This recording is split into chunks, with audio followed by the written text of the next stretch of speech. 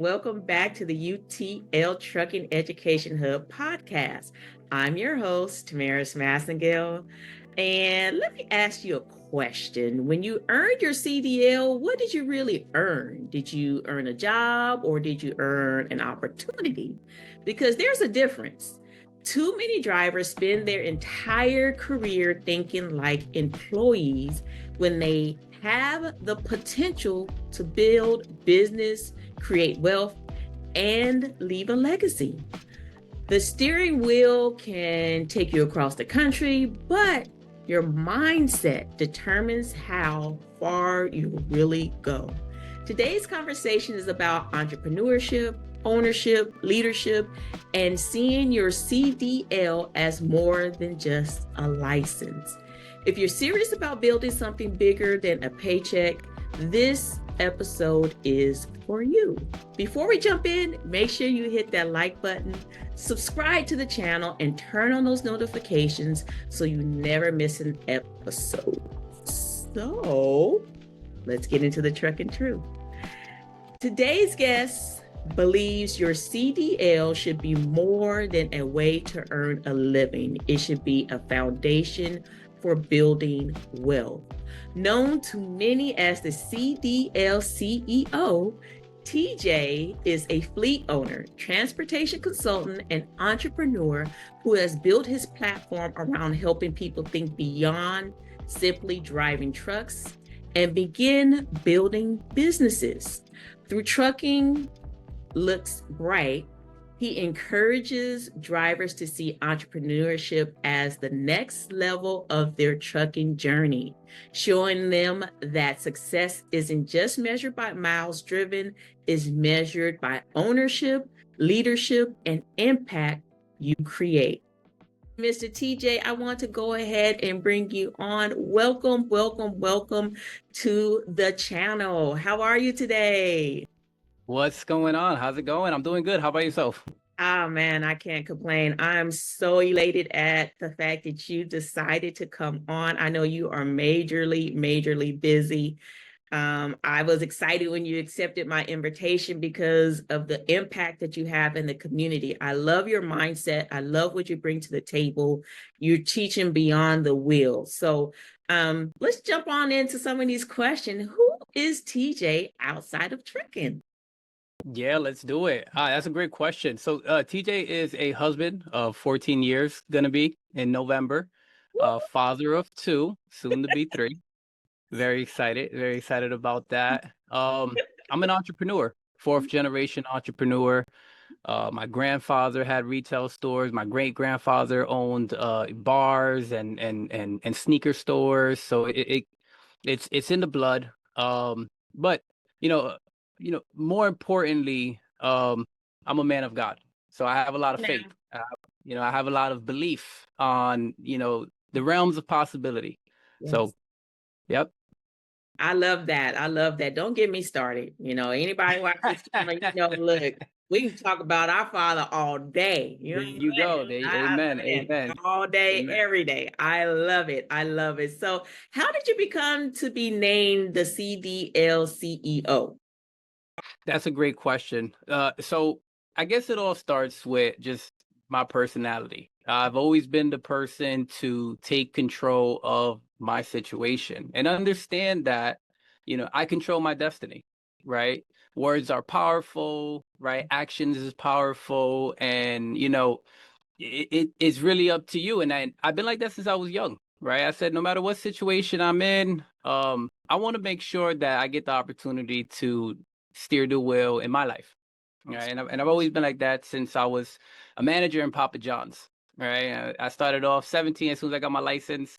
I started doing deliveries for Papa John's. Within a year, became a manager, opened up in the morning, still driving in the nighttime. So that's where I learned logistics, right?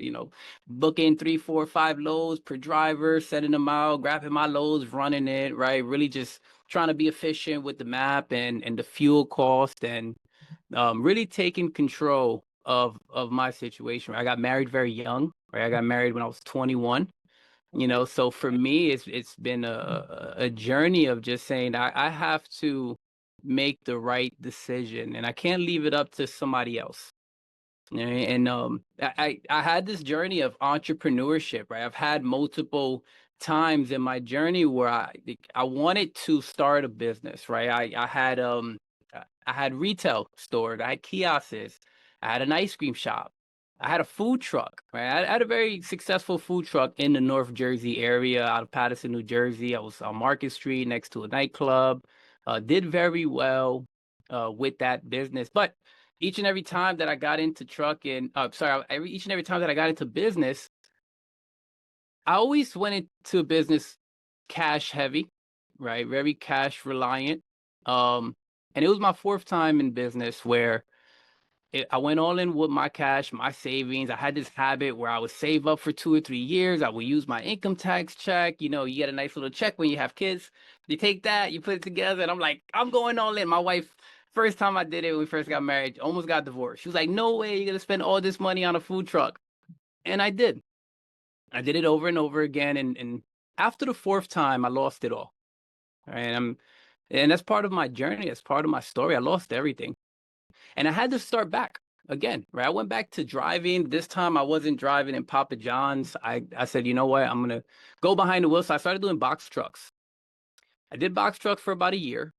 And a brother of mine had a CDL. And he said, man, if you like the box truck thing, you should get your CDL. And I started looking at it like, because, you know, box truck for me at the time was just temporary. Right. I was like, I'm going to get back into business. I'm going to, save up some money. Right. But I started to like it. I started to like driving, and it became very therapeutic. So I went and got my CDL. And once I got my CDL, I really started, because the business acronym was already built into me from generations. I grew up, you know, working. You know, a lot of people chose when they got out of high school to go maybe hang out. I chose to go walk down to the downtown area and work. That was just something that I knew I was called for. And when I got my CDL, I said, whoa, there's a lot of money in trucking. I think I'm onto something, and just my aptitude for wanting more and wanting to take control of my life just really pulled that lever to leading me in the path of becoming the CDL CEO. Wow, that is very inspiring, and it's so much that you shared, which is one, you are faith driven. So with that being your foundation in anything that you do, you understand that there's going to be wins and there's going to be lessons. I don't say losses, there are lessons. And you haven't been a business owner 3 or 4 times. Each of those times, it was a lesson learned that afforded you to go further, and you built a community of trusted resources and people that led you down the path which you already had a desire for. You enjoyed the, being on the road and the logistics piece of it, because, you started off so young already operating in that space. So and I truly believe that everything that you do will lead you to what your destination is supposed to be anyway, right? Nothing that God does is accidental. It's all a piece of the puzzle that you're picking up along the way. So, and something that you said early on, entrepreneurship it's not on you, it's in you. You didn't have a choice, right? Yeah. It was in you. Like, so you're kind of like how I was from day one, like working a job because I knew I had to, right? I had to take care of myself. I started my family young. I was 16 and a half, 17 when I started having kids. And so from that point on, I always knew that it was about, I had to do what I had to do because I had to provide for these youngins, right? But I always felt uncomfortable. Like I always felt like, ugh, I can't stand somebody just standing over my shoulder telling me to do it. And this is not efficient. It's not really working, right? So it just led me to that space of entrepreneurship, just the way that I think, and that's something that I really appreciate. What you bring to your platform is, changing your mindset, so that leads me to my next question. What separates business owners from people who simply own a truck? Oh, wow, that's a great question. And I do talk about it a lot. I have this conversation because as a transportation consultant, I first started consulting in 2023. And I'm going to lead up to your question, but just build up behind that a little bit is I saw the need. I saw the lack of preparation when owner operators came into the game. This is just my eye of coming from business. Like, because I've made these mistakes, right? It's like like I see the mistake that's being made because I made that mistake and I corrected the mistake. So I came into trucking already with an immense knowledge of business and a strategy. And that strategy for me was I'm going to start my fifth business, but I am not going to empty my savings account again, right? So I'm going to use OPM. And I'm gonna do this. This time I'm gonna give myself some cushion, right? Something happens when you spend all your money, and that thing that happens is called stress, right? That pillow ain't soft that night anymore, right? So I said I'm gonna come in with a different strategy on my fifth business, and that's exactly what I did. My first year, I made over $300,000. I was like, I'm not gonna drive forever, but I love the trucking business. So by year two, I ended up having 3 trucks, and I was able to get from behind the wheel. Right. Long story short, I had a lot of, I'm in the New Jersey, Northeast area, New Jersey, New York area. So I got in the trucking community in this area, owner operators, truck drivers, like I'm heavy on the check-in. And a lot of them came to me like, I'm talking about guys that been in for 10, 15, 20 years. Like, how are you growing so fast? Right? How are you getting so many trucks? And I would tell them, well, I'm not using my money. I'm not saving up years to go out there and maybe take a shot, right? I'm accelerating that process, and here's how I'm doing it. So I saw a need in the market, and I saw a lot of owner operators come in and go out. They'll come in and they'll go out, and they'll come in and they'll go out. So I started consulting for free. It was just friends and Yeah. coworkers, and that's kind of how it snowballed, right? I saw that gap in the market of like, you're just doing it wrong. Let me help you make an adjustment. And after multiple success stories of like, man, like you really changed my life, or I bought my house, or I couldn't even imagine making this much money. I said, okay, at that point I took it a little serious and I went in, but I saw the when a company driver, and here's some of the mistakes, and we'll land the plane on your question is most of the time a company driver gets extremely confident in their ability to drive. They know they're a hard worker. They know they're a hard worker, right? I'm a good driver. And they think in return, if because I'm a good driver, when I buy my truck, I'm going to be a good owner operator. I'm going to be a good business owner. And that tends to be the moment that they drop the ball, because a lack of preparation is what's going to put you in a bad spot, right? They say proper preparation prevents you from a poor performance, Okay. right? So that's what I see. I see a lack of preparation. Like you didn't know what was to come, and when it came, you weren't ready. Right. So there's more than just the skill of knowing how to drive. Right. And I had the privilege of playing all different roles throughout the trucking industry. And you need to know more. You need to educate yourself on being a business owner. Money management is very important. Equipment management is very important. Profitable routes are very important. There's these certain pillars in trucking, right? And I have something that I call the CDL to CEO blueprint, where I talk about the 5 pillars, like the things you need to hyper focus on in your trucking business, so you could just increase your chances of success, right? There's a whole bunch of different nuances, but if I had to like lay it out, what are just the things that I need to focus on that can allow me to accelerate, and then like the building blocks, it would be those 5 things of: 1, having a strong foundation; That's right. 2, having access to capital; 3, having a good truck. This is very important in the trucking industry. A lot of people eat with their eyes. That was one of my biggest mistakes when I first got in, right? I bought a truck that had issues, right? So the minute I took it on the road, I had 2 breakdowns, cost me almost $10,000. Learning curve, right? So Yeah. that's very important. The 4th one is you need a profitable route. If it ain't making money, this whole thing does not make sense. Most people, they throw it on the low board and they hope and wish and they guess and they think like, I'm going to make it, but they don't have the right strategy. And the 5th one is you need a good driver, right? For all my fleet owners out there that are thinking, hey, I want to get from behind the wheel, but what does it take? It takes a lot of partnership. It takes a lot of teamwork to make this happen. You need to bring in the right drivers because that's what's going to allow your wheels to spin. Right. Absolutely. I love that. You really broke it all down. I hope you guys are taking notes. That was legitimately the whole foundation that you need to build a profitable, not just a trucking business, but a business and as a whole. You should not be coming into your business in the negative. And if you are tapping into your savings or you're borrowing money from family and friends and you don't have a legitimate path as to how you can get that money back to them in a timely fashion, you're starting off in the negative. So you're going to have unnecessary stress. You're going to be pent up against the wall. And 9 times out of 10, within the first 60 to 90 days, that's when most of these trucking companies have to shut down. They've run out of resources and you have to have a cushion. It's not a matter of if, it's a matter of when. When am I going to get a flat?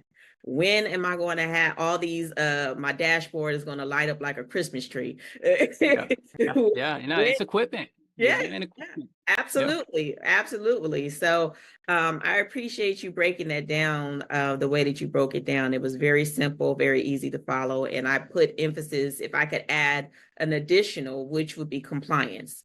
Compliance is very, very, very important. It's right next door to choosing the appropriate equipment. Yeah.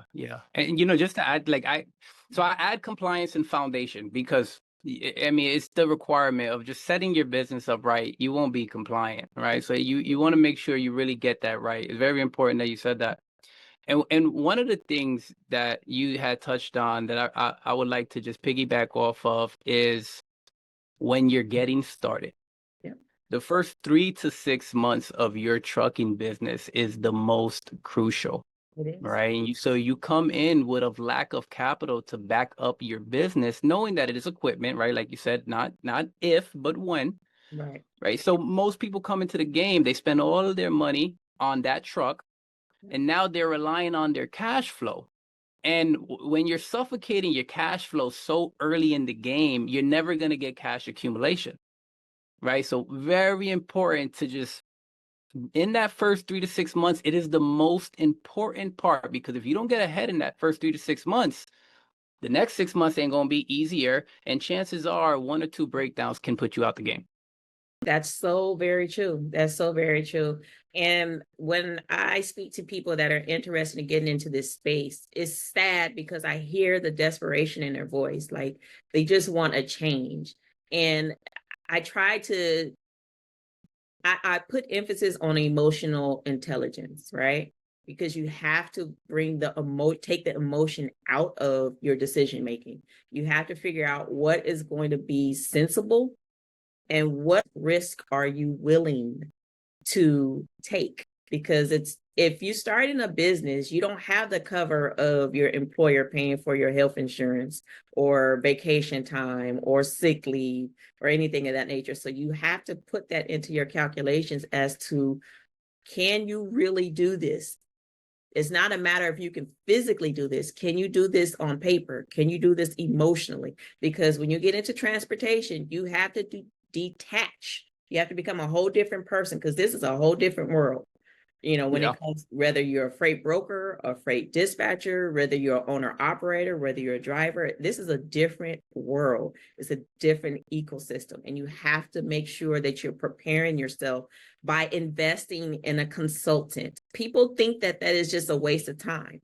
It will save you so much money, so much heartache, so much pain. So it might even save your relationship because a lot of women, I'm just going to say it, a lot of women are not prepared to be married or be in a relationship with a driver or someone that's in transportation because there is a lot of stress that's put on your shoulders. Even as a freight dispatcher, I was talking about this earlier, that you are invested from the moment that you speak with that broker, you obtain that loan, confirm that loan, give it that load, and give it to a driver. And hopefully the driver is actually going to do what they say they can do, which is get it to this destination safely. So you are invested. That's a major stress factor that's included. So a lot of women be prepared. If you're going to date a truck driver or someone that's in trucking, they don't have a free life. You are tied to your phone 24/7. I don't care how many people tell you, oh, you can work from 9 to 5. That is a bold-faced lie. When you're in trucking, any shape, where, even as a freight dispatcher, I have 2 phones. One is personal, one is business. And when that business one has its own ringtone, because when I hear that ringtone, I need to pick right. Like that's just, and that's a segue into my next question is, when you're getting into that space, what mind shifts have to happen before someone can become successful? Yeah, that's a great question.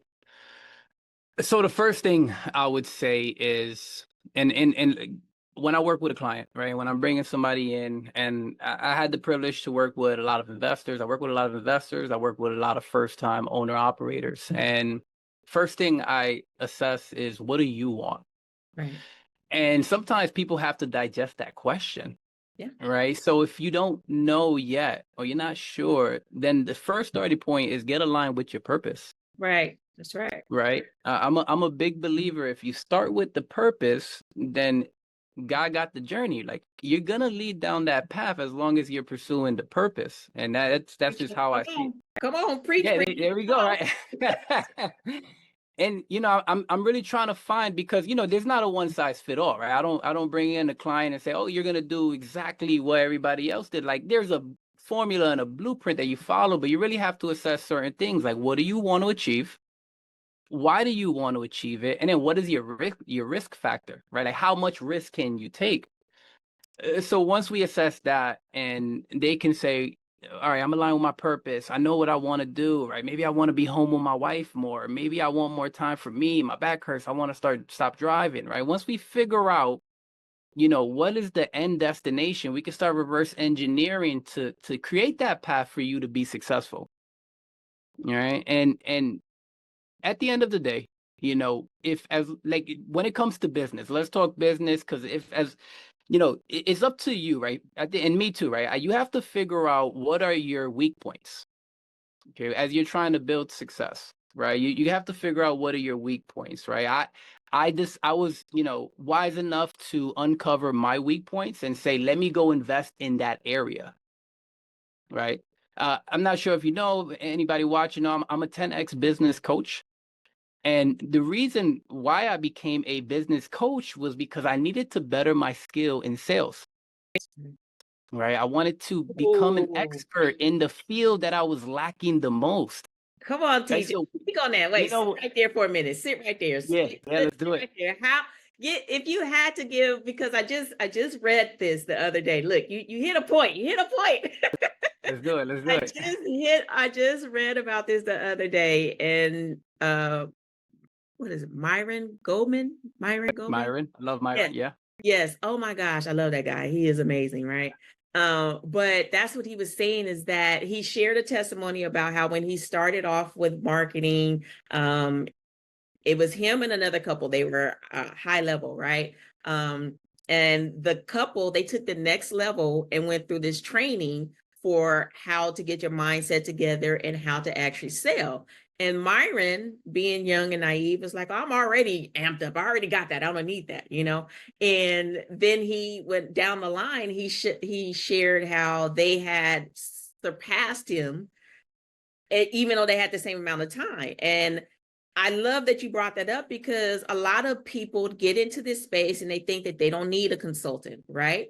And they don't need but a consultant could do just what you just said, which is help you discover those areas of weakness that you need to perfect before you can escalate, right? And so for me, mine is sales. I hate salespeople. Not I don't hate them. I just hate the whole idea. Nobody wants to be sold to. Yeah. Like, I just hate that experience. But in business, you're a salesperson, right? You have to be able to effectively communicate what it is you can do, what problem are you solving, and why this person should choose you over your competitors, right? So that's a piece of the business. So me hearing that was like, oh, bro, I got to go figure this out. I got to go invest in someone to teach me how to be a better salesperson, because it's not that what I bring to the table is not a great product or service. It's amazing, right? Yeah. But the sales piece is holding me back. Why? Because that was something that was never taught to me growing up. As a, I'm the first in my immediate family to really take off in the space of entrepreneurship. So those skills and those trainings, I taught myself, and invested along the way, but I shied away from that sales piece. So jump right in there and just, oh man, I'm glad you said that. That just, that's well, how you be hearing people talking, and it's God too, like confirming something he already did in you. So when you said that, I was like, oh, thank you, Jesus. Mentorship and getting the right education is really the shortcut. You're gonna spend the money one way or another. It's gonna be via time. It's gonna be a trial and error, school of hard knocks, or it's gonna be getting the shortcut, right? Getting somebody or getting close to somebody that has been down that path that you're going down, and it is where you want to get, right? So it's the shortcut. And I'm happy you mentioned Myron Goldman, because I actually, although I use the 10x sales process, I implement Myron Goldman's approach. Okay, so I'm not an aggressive salesperson. I am a no pressure salesperson. Like, I'm not trying to convince you. I'm trying to help you make the best decision possible. Right. Right. And the funny thing about it is, like, sales, right? Like, there's this like you kind of know, but when you really learn it, you're like, oh snap, there's a system. It is. Yeah. Step 1, step 2, step 3. And like, when you know where you are in that conversation flow, you control the conversation. So I just identified my weak points, and I was like, I'm gonna invest. And I've done that in each and area. I've done that in marketing, I've done that in sales, I've done that in different trainings in different areas that can allow me to just develop and grow faster. Man, that's beautiful. So if you could share, like, what did you personally do? I know the first step is definitely your mindset, having to acknowledge and humble yourself and know, like, this is something no one wants to admit to their weaknesses, right? Nobody wants to say they're weak. We all want to be strong, right? But the reality is no one's perfect. So you have to identify. So for you, especially you being a man of God, what was the first step that you took in order to really get to that point where this is my weakness and this is the first step I need to take, and then go on and go on and go on? That's a great question. So I'm gonna line it with trucking, just, so, and I won't get too broad with this one, because I really want to get broad with this one. But for all my truckers out there, the first thing I did was I made a decision. Okay. I made a decision, and I stuck to that decision. I wasn't wishy-washy. I wasn't half in. I wasn't half out, right? The decision for me was, this is my vehicle. I see the money. This is my vehicle. And once I made that decision, the next thing was, I was like, I'm not taking no for an answer. I'm going to be a pest. I am going to be a pest. And that's exactly what I did when I got into the trucking industry. And the combination of having OPM, right? Understanding, like, when it comes to business too, not to get too much off track, it's more than just making money. That's right. Making money is one part, but it's not the whole piece. It's not the whole puzzle, right? And that most people just hyper focus on, I need to make money, and they think that's going to answer their problem. But it's creating income, it's keeping your income, and it's protecting that income. Right. So I understood that coming into the trucking industry, which gave me an extreme, like, it gave me a huge advantage, because I was keeping the money that I was making. Yeah. And then I was able to run it back. So first thing was decided what I want. The next thing was not taking no for an answer. And quick little story, I actually became an owner operator 3 months after I got my CDL. What? Yes. Yeah. There goes for not taking no for an answer. Right. So Wow. for all my people out there that's like, I need experience, nobody's gonna hire me, nobody's gonna give me a chance. Well, they will. But you have to be resilient, and you have to keep going after what you want. That's right. I love that. I love that. So, what's harder, driving or managing drivers? Managing. Managing. Easy, easy, easy, easy, easy. No, so I currently exited one of my companies, was a fleet management company, still open with my co-partner.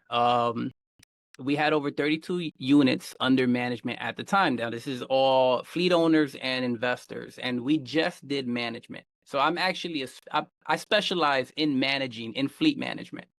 I've built systems for it. I've built teams around it on managing mechanics, fleet schedules, like maintenance schedules, preventative maintenance, routine maintenance. And anytime you're dealing with people, there's a nuance of personality, right? There's a nuance of gauging, what can happen next.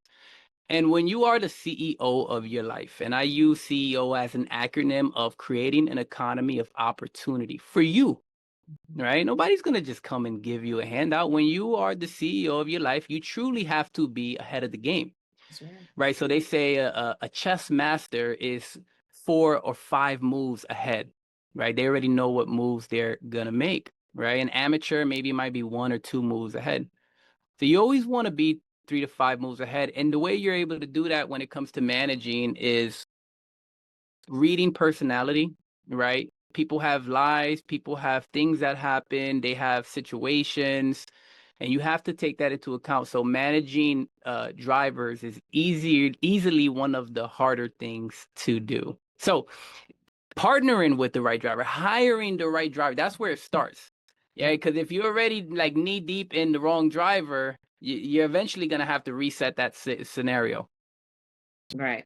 Absolutely. I absolutely agree. And that's one of the things that I teach as well is when you're in a partnership, whether you're the freight broker, the freight dispatcher, the owner operator, you should be asking discovery questions before you bring this person into your ecosystem. And that's what I have found, that a lot of owner operators are so desperate to get loads. They're so desperate to keep those wheels turning that they just take anyone, right? They just call anyone back.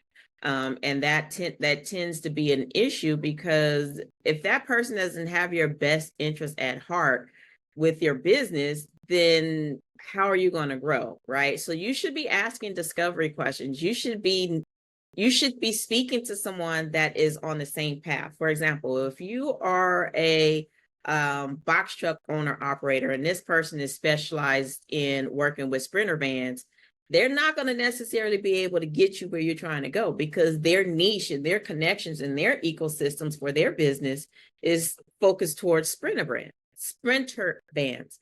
But so you should be asking these discovery questions to make sure that you're going to be a good fit for one another. So what's one thing you wish someone had taught you before buying your first truck? I wish someone had taught me how to evaluate the equipment, right? Like how to buy the right truck. And it would have saved me $10,000. That's for sure.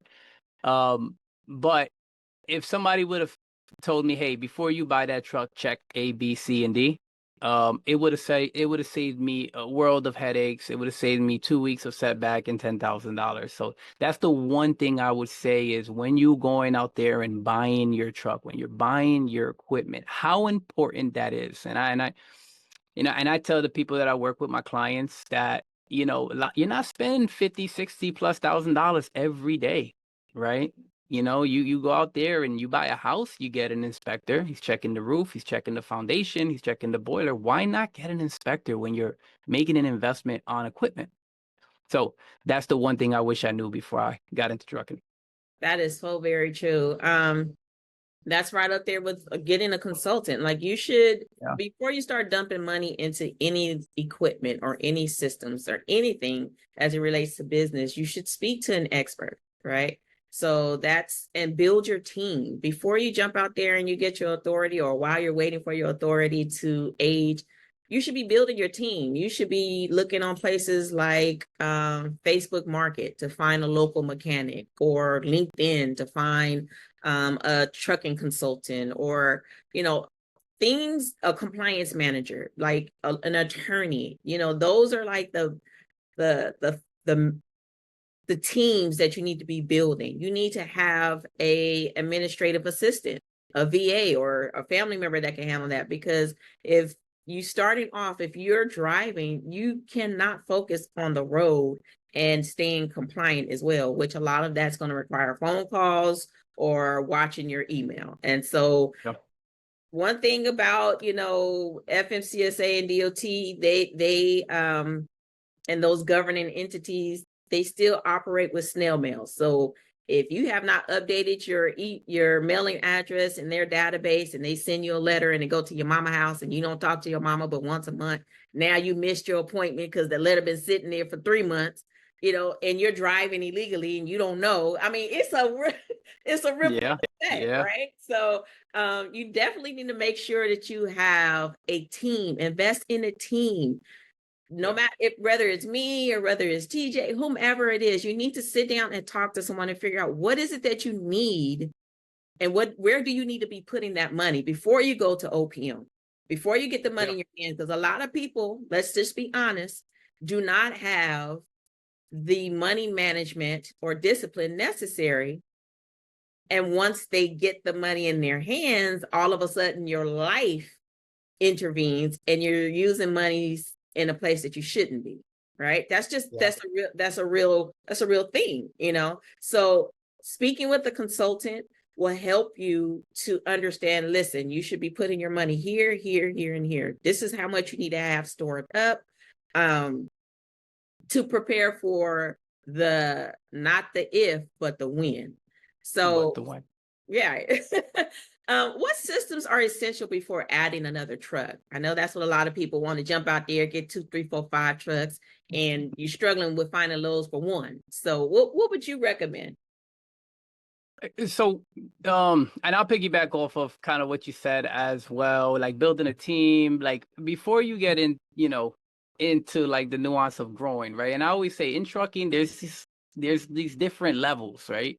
And most people want to go from 0 to 100, right? Most people want to get a dispatcher. They want to start dispatching. They want to get their broker's license. They want to open up their authority. They want to drive. They want to run the business. They want to run the truck. They want to work in it, work on it. They want to do everything. Right. And you don't have to go from 0 to 100 when you're getting in the trucking industry, when you're getting, when you're starting your trucking, but you don't, right? You can go from 0 to 30 and make a lot of money, right? And then grow from there. Just a recommendation, a book recommendation for your audience is one of my favorite books is called The E-Myth. And the E-Myth is the entrepreneurial myth, right? Is by Michael Gerber. And in this book, Michael Gerber is having a one-on-one session with his client, right? It's this lady that opened up a bakery, and she found herself in her business, working in her business every day, and she became a glorified employee. So in this book, he's consulting her and he's telling her, right? Like the entrepreneurial myth, most people get in, they become a glorified employee, right? And he's telling her, well, here's how you grow up that ladder as you're building your team. Because at first, you are going to play the role. You are going to play the position, right? So when you first start your trucking business, you might be the driver, right? But in that period right there, it's very important to prepare yourself to bring somebody in to cover that position. So you're going to start off by playing all roles. You might start off doing your dispatching. You might start off driving. You might start off doing all of that, maybe back end office and working on your compliances and responding to emails. But as you're doing those tasks, document it, right? Document those tasks. And then when you bring somebody in, now you could efficiently replace yourself. And that's how you grow. And that's how you build a team. It's funny. You were saying it and I'm like SOPs, standard operational processes. So every business should have an SOP. And if you don't know what that is, I give you permission to use my boyfriend, ChatGPT. We got a little going on. My dad. But ChatGPT is golden, right? It's a great starting point, but you do need to sit down with an actual human being and let them use their personal experiences to help you navigate through the process. So, yes, definitely a SOP is important. And that's basically what you just got through saying, like every step of what you have in mind regarding your business and how it should flow, you should be documenting it along the way. And you can use stuff like Google Sheets, right? All your usernames and passwords, the brokers that you've gone through and works for you. You can use Google Docs to, well, this is how I want my script to be when someone calls my phone number, or this is my email script. Like, use what you have. Don't dump a whole lot of money, because you have these self-proclaimed gurus telling you all these different apps you need, and you don't have any money. So don't dump a whole lot of money out there until you understand what you need, because the tools that I'm using for my business, you might not need that, and vice versa. So, but that's a great segue into the next question is, what habits separate wealthy business owners from everyone else? The best habit that you could have is understanding, being ahead of the game, and understanding that an entrepreneur, a true entrepreneur, lives in the future. And we come back to the present to adjust our present based on what we see in the future. Right? So that's like, you have to have vision, right? You have to be ahead of the game. Now, if you can build that habit of being a year, being 3 years, being 5 years in the future, vision-wise, mentally, if you can build that habit, now you can do something that is even better, which is anticipating the moment. That's how you control your life. That's how you control your situation. Like, I know where I'm supposed to be 12 months from now. I know 3 years from now. I know 5 years from now. Shit, I know 10 years from now, right? And I'm able to anticipate my next play because it's on the curriculum. It's part of the plan. So I would challenge everybody that just is getting started. I would challenge you to create a vision for your life, right? Look into your future. What do you want, right? It's not what TJ wants. It's not what Tamaris wants. It's not what, the next guy wants. What do you want? Envision that, and now come back to your future and make adjustments based on what you see when you close your eyes. So that'll be the starting point. That'll be one of the big advantages that you could implement in your business, is be ahead of the game. Don't take it day by day. Don't take it month by month, right? Really think long-term with your business. Think long-term with your life, and it'll really give you an advantage. That's right. That's right. I preach that all the time, that I think everyone should go back to creating a business plan. And the business interesting. Plan, yeah, I believe you should, because, and again, ChatGPT can help you with that. And the reason for that is because it gives you an idea of where your starting point is, where your midpoint is, and what your exiting plan should be. And that's going to help you with tracking, right? Yeah. So if you give yourself 6 months, 9 months, 12 months, right? And if you're at the 5th month and you're nowhere close to what you said you should be doing at your 6th month, or I wouldn't even wait, if you're at your 3rd month, right? And you're not even halfway to your 6-month plan, then you may need to sit back down and revisit what did you get off track from? Where did you hear? What happened? And then that's how you analyze. That's how these big corporations grow so fast. They're constantly tracking. What are we doing that's working? What are we doing that's not working? And what's not working, let's eliminate it, right? And I respect what you said from start. You and I want you to speak about that too. How did you get to that disciplined space where you grew a business, you worked in your business, and then you said, this is not working. Let me try something else. And you grew a business, you worked a business, that's not it either. So, and I think a lot of people struggle with understanding that it doesn't mean that you're a failure if you've tried everything. And the only way you can know that you've tried everything is you have a tracker, right? You have to have something that you're gauging your progress up against. So how did you get to that point where you could say, okay, this business 1 didn't work, 2, 3, 4, now I'm on 5, but you exited, you didn't just quit, you just, share how did you get to that point? Because I think a lot of people are struggling with that. They're holding on to something that it served its purpose. Yeah. Great question. So two tools that you need in your toolbox as an entrepreneur, and it's aptitude and it's the ability to pivot and knowing when to pivot. You said something important. You said a business plan, and I'm a big believer in business plans as well. And I've made many business plans in my journey. Um, and a business plan that you just put away and tuck is non-effective. You need a live document, something that, because life evolves, business changes, right? Times changes, your mind changes, right? Seasons change, right? And it's just the world we live in. So a live document business plan, just Google Docs, and just, going back to that, keeping your mission statement and all of that. But in that pursuit, right? And you said, right, I've had multiple businesses, I've sold some, I've lost some, but aptitude is the ability to learn as you're going, and being able to pivot and knowing when it's time to pivot. That comes with wisdom. That comes with, there's something that I practice, and I do this when every time I'm making a big decision.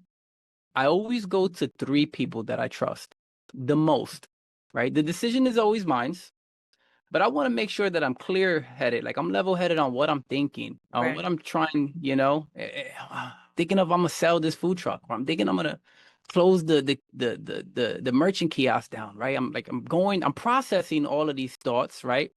Uh, and then I'll go to 3 people, and it's usually my wife, it's usually, my father, or and a close friend of mine, where I just, hey, tell me what you think. And then I take that information, I dissect it, I take it to God, and I say, God, this is what I'm going to do. Right. And then I move with that intent. And so having that ability to know when to pivot, right? And it's always a guessing game. It's never like, you're never 100% sure. I think that's what makes life exciting. Like, I don't know. Oof. Right. But I don't want to. But the one thing I don't want to do, and Alex Hamosi says this, he says, I don't want to be the 80-year-old man looking back and saying, I wish I would have. I want to be the man that says, at least I tried. At least I tried. Right. So having aptitude, the ability to say, I don't have it all right. It's not perfect yet, but I am going to learn on the fly as I grow. Right. That's aptitude. And now the ability to pivot is to know, do I need to make a change? But like they say, like insanity is, the definition of insanity is doing the same thing over and over again, expecting a different result.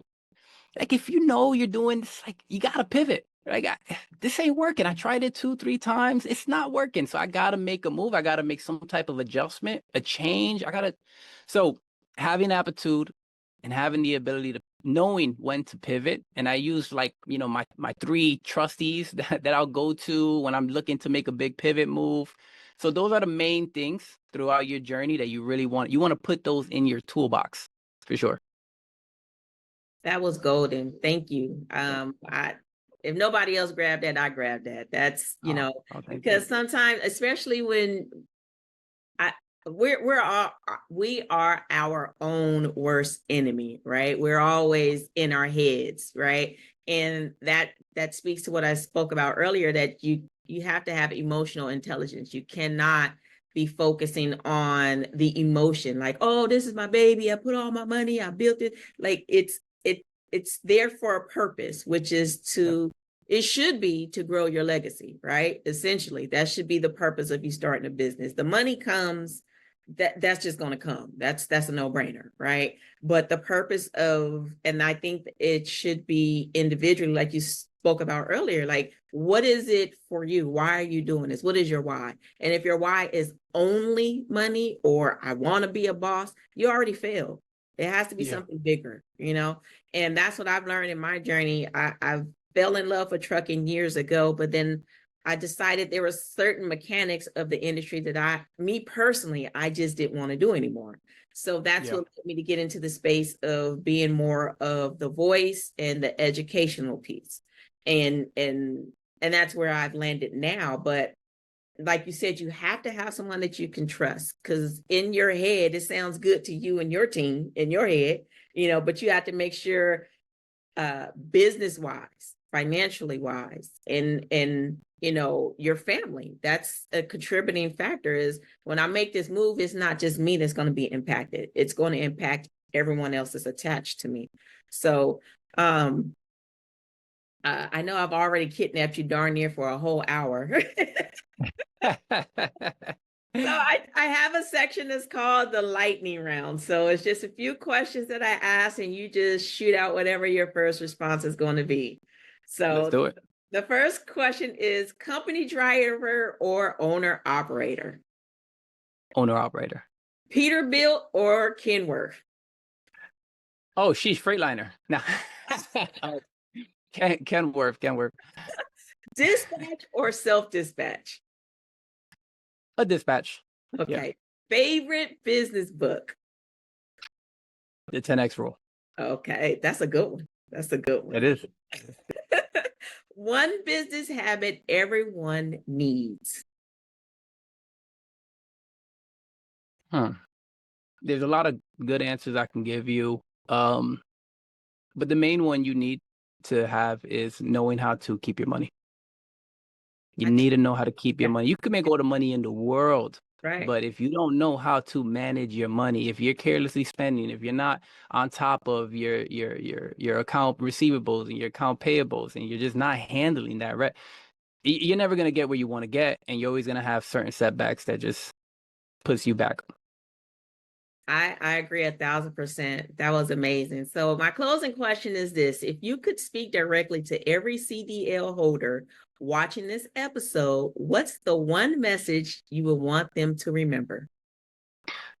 Oh man, that's a great question. The one thing I want every CDL driver to know, whether you're just getting started or you've been in the game for a long time, is that it's possible. Right? You see a lot of people get in and become owner operators and start trucking businesses, right? And they lose everything because they weren't ready. That doesn't mean that there's not people that are successful.